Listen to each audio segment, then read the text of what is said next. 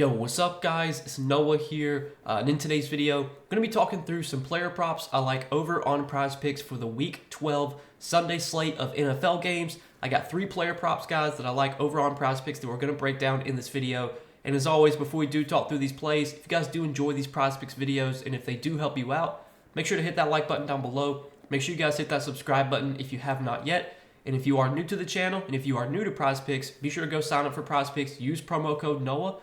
Or just click that link down in the description. When you sign up for Prizepicks with my promo code and place your first lineup, you'll get $50 in promo funds instantly added to your account. So you don't have to put in a bunch of money. If you only want to deposit $10, sign up, use code NOAH, deposit $10. You play a $5 lineup. Even if you lose that lineup, Prizepicks is going to give you $50 in promo funds that you can then use to play additional lineups. Any money you win off those is credit. You can continue to play with that, or you can withdraw it. It's up to you. But definitely go check out Prizepicks, guys. Use that code NOAH if you have not yet. Prizepicks does have a free square available. This is available for the Thanksgiving Day NFL games. So we have, obviously, Thanksgiving coming up on Thursday. Every year, there's 3 NFL games on Thanksgiving. I'm pretty sure it's the only sport going on Thanksgiving. So I know a lot of people are going to be watching NFL then. You can get Tyreek Hill's receiving yards at 0.5 right now on Prizepicks. So this is a free pick Prizepicks is giving you. This is available for all new users and existing users. So if you don't have an account on Prizepicks, another incentive to sign up right now is to use this free square. Pair that with any play or multiple plays you like. But yeah, go check out Prizepicks, guys, and again, use that code NOAH if you have not signed up yet for Prizepicks. Now, also, I do want to give a quick shout out to Sleeper, because we do have a partnership with Sleeper as well. You guys can sign up for Sleeper, and for a limited time, you can get your first deposit matched up to $1,500. So Sleeper, they normally match your first deposit up to $100. So if you put in $100, they'll give you an additional $100 to play with. Well, right now they're taking in larger deposits, and you can deposit $1,500, and Sleeper will give you an additional $1,500 to play with.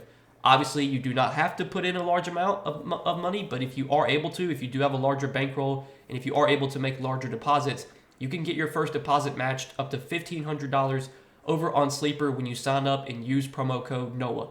So be sure to go check out Sleeper, guys. Sleeper is a DFS pick'em site, pick'em app, very similar to Prizepicks, really simple, really easy to use. You're just picking more or less on player projections. You're building out your entry. You can make up to an 8-pick entry on Sleeper. You can win up to 100x your money. So go check them out, and again, use that promo code NOAH if you have not signed up for Sleeper yet.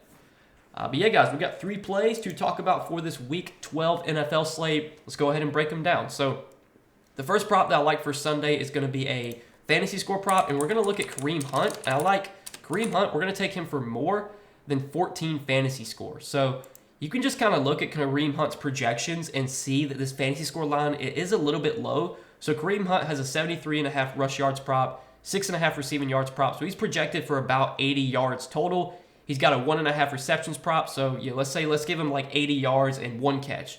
80 yards and 1 catch would be 9 fantasy points. And then you got to factor in touchdowns. Kareem Hunt is a huge favorite to score a touchdown this week. I saw on DraftKings he's minus 200 to score a touchdown, which is one of the higher touchdown odds you'll see of any player on Sunday. So Kareem Hunt's projected for about 80 total yards. He probably is going to get at least 1, maybe 2 catches, and he's very likely, I wouldn't say very likely, but he has a very good chance to score a touchdown because he's minus 200 to score a touchdown. So when you add all that together, that's going to give him a fantasy point projection of around 15 to 16 if he does wind up getting to the end zone, which I feel like in this spot against the Panthers, this is about as good of a matchup possible for Kareem Hunt. So far this season, the Panthers, they've been getting killed by running backs. They got killed by running backs last season. Nothing has changed this season. The Panthers are giving up the most fantasy points per game to running backs. They're giving up the second most rush yards, and they're giving up the most rushing touchdowns. So not only does this Panthers team give up a lot of yards to running backs, they also allow running backs to get into the end zone. And Kareem Hunt has had a huge role for the Chiefs really ever since they acquired him. He's been their clear starting running back. He overtook the role from Carson Steele. He's been playing really, really well, and I think until Isaiah Pacheco comes back, we can expect Kareem Hunt to continue to get really good usage. I mean, you look at Kareem Hunt snaps. So in his first game with the Chiefs, he played on 45% of the snaps, and his snap share has only just increased each week, 63%, 64%, then 58%, 58%, and then 65%. And then last week he played a season high 69% of snaps. Now, sure, the Chiefs are still going to use Samaje Perine a little bit. They're going to use Carson Steele a little bit. But this is Kareem Hunt's backfield, and especially in games where the Chiefs are playing with the lead, they're just going to feed the ball to Kareem Hunt. And this is a game script where they should be playing with the lead. They're pretty big favorites in this game. Even on the road, the Chiefs are 11-point favorites against the Panthers. There's a very good chance we see Kareem Hunt get like close to 20 touches here. I mean, his rush attempts line is set at 18.5, so he's basically projected for 20 touches. He has a very good chance to find the end zone. If Kareem Hunt gets 20 touches and finds the end zone, I think he's got a pretty good chance of going over 14 fantasy points. This is one of the best possible matchups for Kareem Hunt.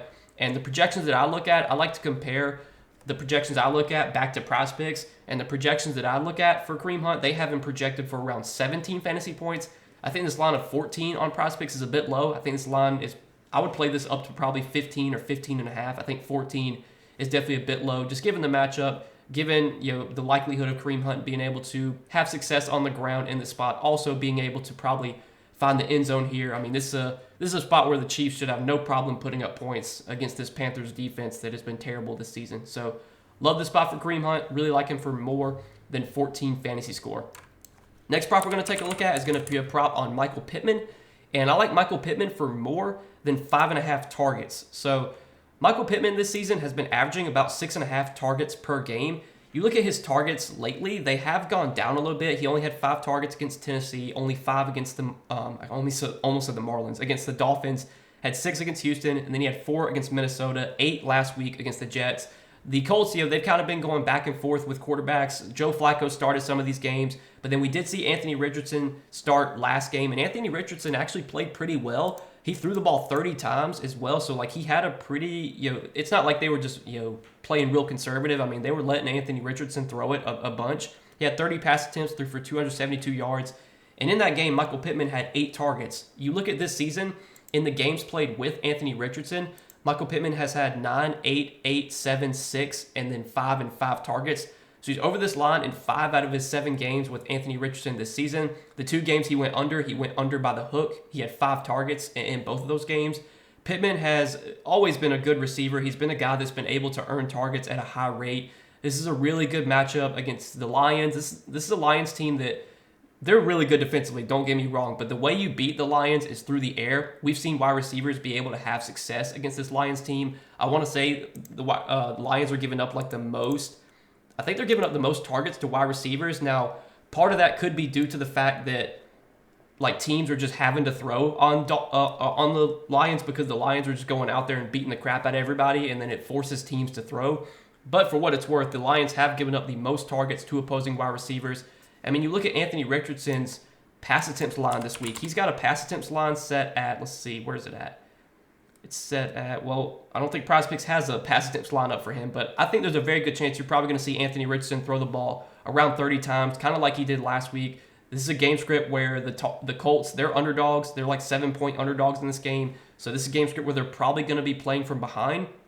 And when the Colts are playing from behind, they're going to have to drop back and throw. That's going to lead to plenty of opportunity for Michael Pittman, for some of these other pass catchers. But, this Colts team, their wide receivers, Michael Pittman, Josh Downs, those are the guys that get a lot of the targets in this offense. And 6 targets from Michael Pittman here feels easily doable, especially just with the way they use him. He's basically on the field for almost every single snap. I think, again, the way you beat this Lions team is through the air. Teams have had no success running the ball against the Lions. I think it's going to be a little bit of a tougher spot for Jonathan Taylor.